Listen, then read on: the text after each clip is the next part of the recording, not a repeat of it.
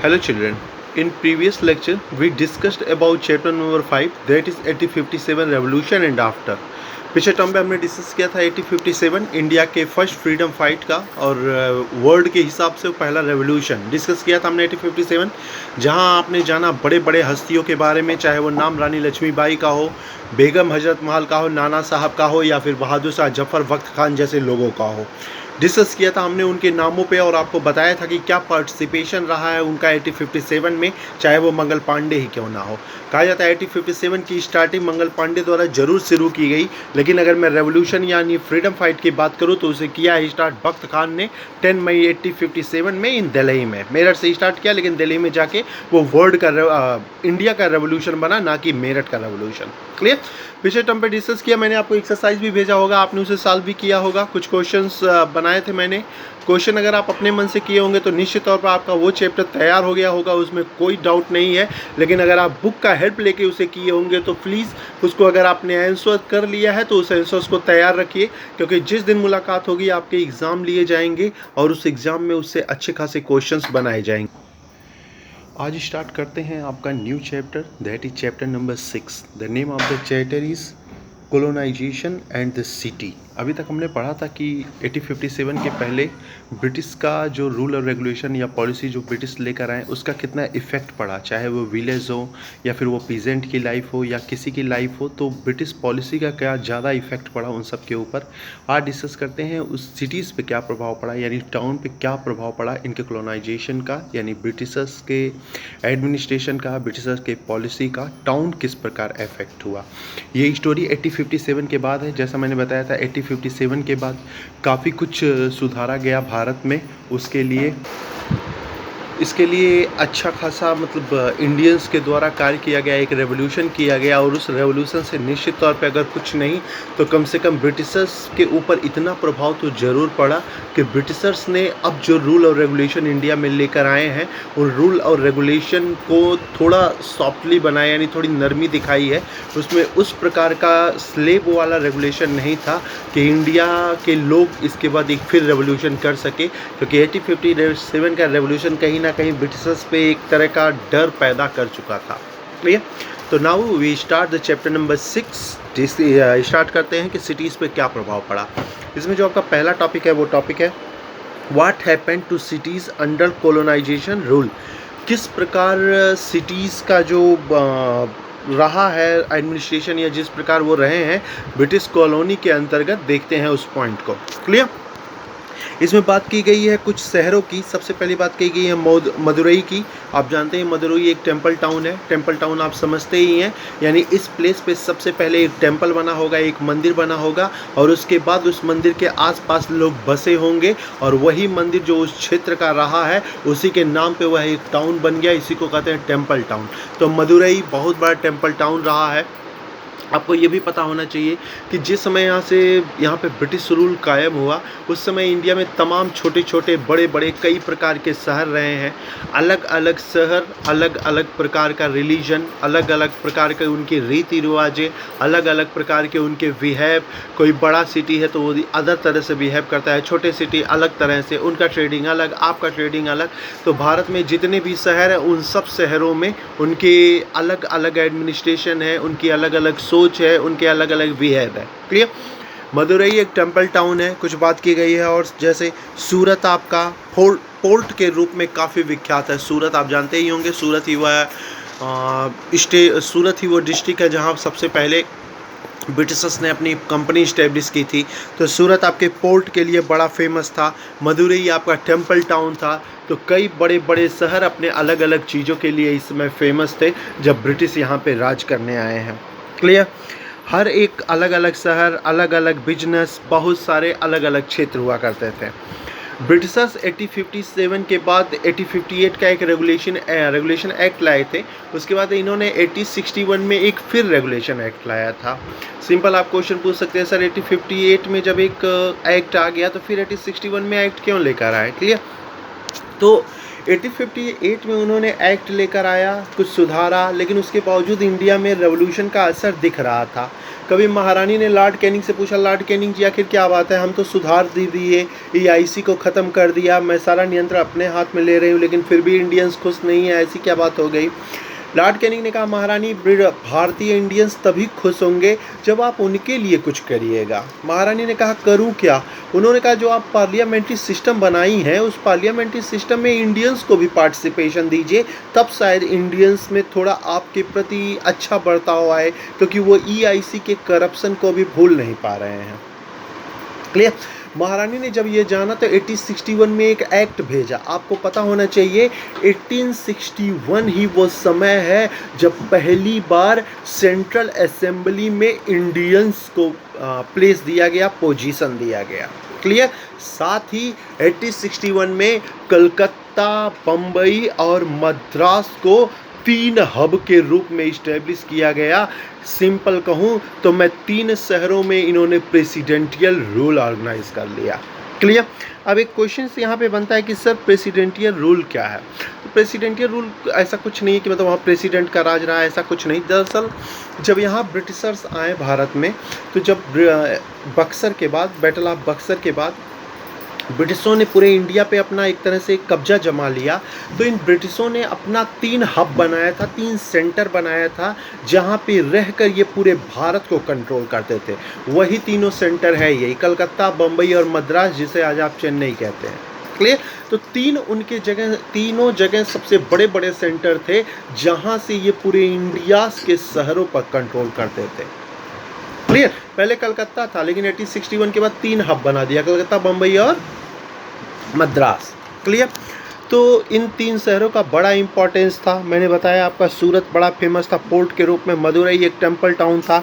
इसी प्रकार बनारस में साड़ी सबसे ज़्यादा प्रचलित हुआ करता था। क्लियर? लेकिन जब 1861 में इन 3 शहरों पे ब्रिटिशर्स ज़्यादा फोकस करने लगे, तो इसका रिजल्ट ये आया कि जो और छोटे छोटे शहर थे, चाहे बनारस हो या मछलीपट्टनम हो या मसूलीपट्टनम हो, इन शहरों का जो रैंक था ना, वो रैंक गिरने लगा। क्यों? क्योंकि बनारस फेमस है साड़ियों के लिए, तो ब्रिटिशर्स साड़ी पर कोई ध्यान ही नहीं देते थे। क्लियर? पता चले मसूलीपट्टनम मसाले के लिए फेमस था, तो अब मसालों पे ब्रिटिशर्स ध्यान ही नहीं दे पा रहे थे, क्योंकि अब हर एक जगह मसालों का प्रोडक्शन होता था। तो जो शहर कभी नामी हुआ करते थे, उन शहरों का रेपुटेशन धीरे धीरे गिरने लगा, और ये कलकत्ता, बम्बई और मद्रास का रेपुटेशन धीरे धीरे बढ़ने लगा। इसी को कहते हैं डी अर्बनाइजेशन। एक दो वर्ड आज मैंने आपको बताया। पहला वर्ड मैंने बताया था आपको प्रेसिडेंटियल रूल, सेकंड मैंने बताया डी अर्बनाइजेशन।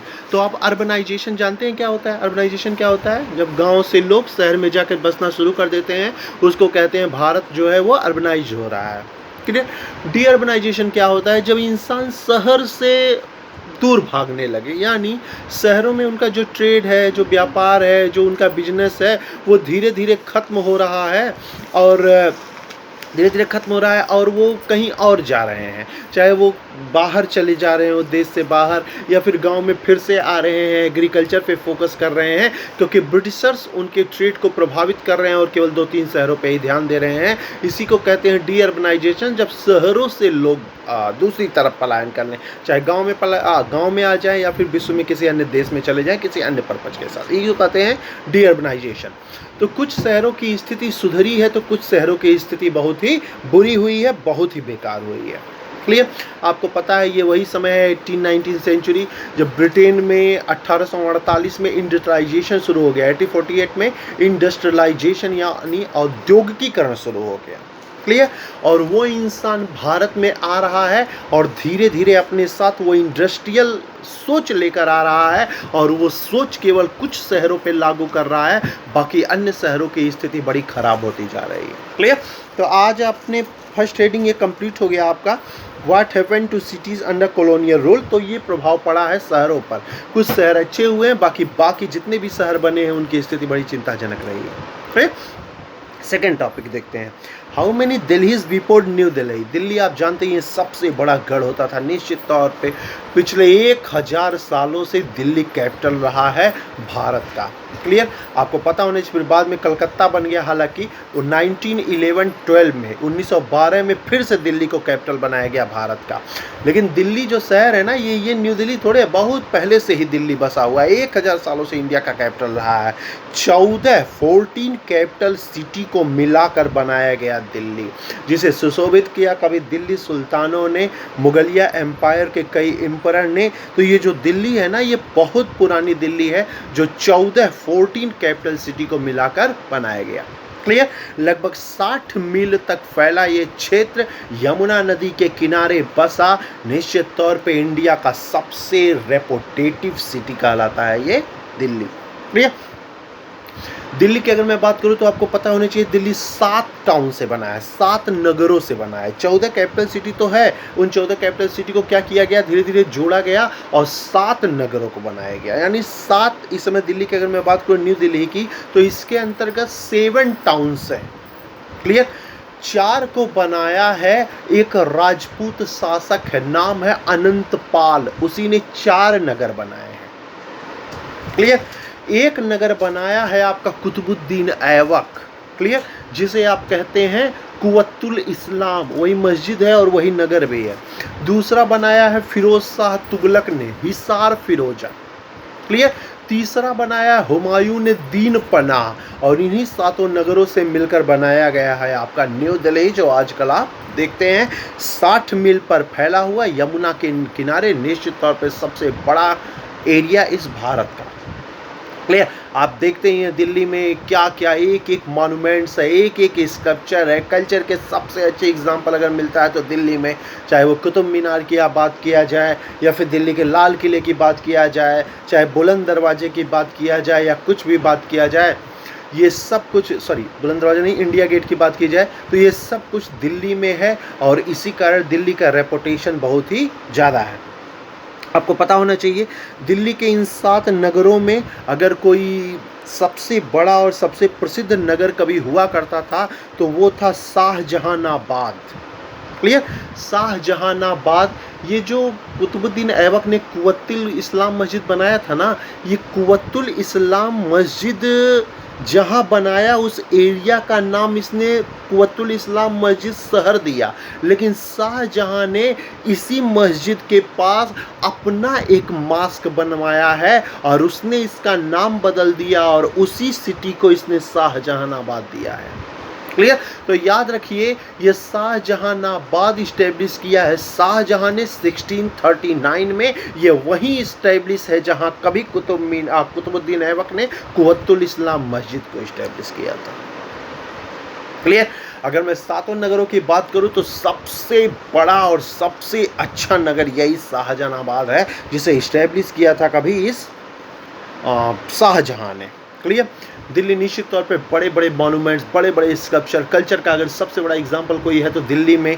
दिल्ली की तारीफ आपके इंडिया में ही नहीं बल्कि विश्व के कई सारे हिस्टोरियंस करते हैं। उसी में एक हिस्टोरियंस का नाम है मीर तकमीर। इन्होंने दिल्ली की बड़ी तारीफ की है। इसने दिल्ली को कहा दिल्ली एक जुगनू की तरह चमकता है पूरे पृथ्वी पे। दिल्ली वो शहर है, दिल्ली सुशोभित करता है इंडिया को पिछले कई हजार सालों से। तो बड़ी तारीफ की है उसने दिल्ली की। दिल्ली के मॉन्यूमेंट्स, दिल्ली के स्कल्पचर निश्चित तौर पे दिल्ली को सबसे इम्पॉर्टेंट सिटी के रूप में रखते थे कभी इंडिया में। आज तो कई सारे सिटी इंडिया में डेवलप हो चुके हैं निश्चित तौर पे जो दिल्ली को टक्कर दे रहे हैं। लेकिन अगर मैं एंशिएंट यानी पीछे के समय की बात करूं तो निश्चित तौर पर अगर कोई सबसे बड़ा क्षेत्र रहा है तो वो क्षेत्र रहा है दिल्ली का है। क्लियर? तो आज आपने 2 हेडिंग डिस्कस किया। सबसे पहला हेडिंग डिस्कस किया कि ब्रिटिशर्स के कॉलोनी रूल का क्या प्रभाव पड़ा है इंडियन सिटीज़ पे। क्लियर? कुछ सिटीज़ फेमस हुए हैं तो कुछ डोमिनेट हुए हैं। जो कभी अच्छे खासे किसी फील्ड में बहुत बड़ा नाम हुआ करता था जिन शहरों का, उन शहरों का नाम धीरे धीरे खत्म हुआ। आपने समझा डीअर्बनाइजेशन क्या है, आपने समझा प्रेसिडेंटियल क्या है, प्रेसिडेंसी क्या है। प्रेसिडेंटियल रूल नहीं, प्रेसिडेंसी क्या है, दोनों में डिफरेंस है। प्रेसिडेंटियल रूल क्या होता है, राष्ट्रपति शासन आ गया। प्रेसिडेंसी में क्या होता है, किसी को अपना सबसे बड़ा सेंटर बना लेना। क्लियर?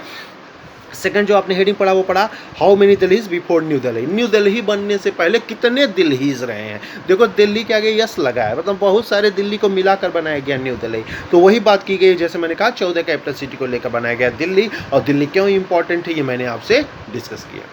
क्लियर। आज लेक्चर यहीं मैं रोकता हूँ 2 हेडिंग के साथ, क्योंकि चैप्टर थोड़ा अलग है, उस तरह का चैप्टर 57 जैसा ये चैप्टर नहीं है कि आप स्टोरी सुनिएगा और सब तैयार होता चला जाएगा। आज 2 हेडिंग आप जान लिए हैं, इन 2 हेडिंग को समझिएगा। इससे रिलेटेड कुछ क्वेश्चंस तो मैं बना ही रहा हूँ, साथ ही आपके पिछले चैप्टर नंबर 5 के 1-2 क्वेश्चंस मैं आपके पास सेंड करूँगा। आप चैप्टर नंबर 5 के भी वो क्वेश्चन करिए, और इससे 1-2 क्वेश्चन जो बनता है उसको आप सॉल्व करिए, देखता हूँ आप कितना समझे हैं। नेक्स्ट वीडियो में डिस्कस करेंगे, इसी दिल्ली को आगे ले चलूँगा, हाउ मेकिंग दिल्ली पढ़ाऊँगा, मैं दिल्ली किस प्रकार बना है, क्या नहीं बना है, वो डिस्कस करूँगा नेक्स्ट वीडियो में। तब तक आप दिए हुए क्वेश्चंस को सॉल्व करके सेंड कीजिए मेरे पास। Okay, thank you.